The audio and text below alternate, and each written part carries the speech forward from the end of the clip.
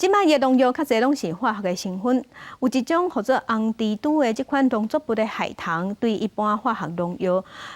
对伊来讲，敢若有低级嘅效果尔。农委会即卖用18天嘅时间，有开发光杆菌即款生物农药，会当大大来减少农业损失。那即项农药即卖已经送到防检局，等核准了后，就会当正式生产。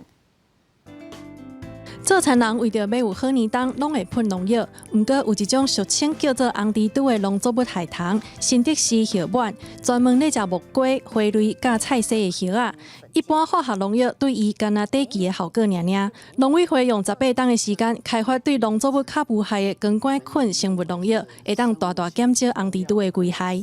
它是一个会让昆虫产生感染或产生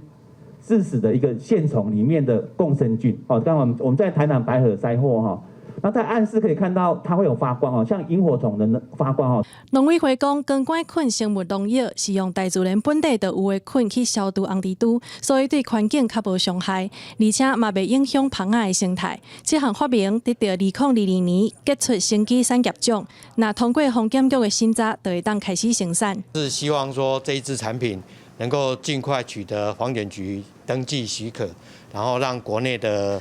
农民，尤其是木瓜农，先有这一支发光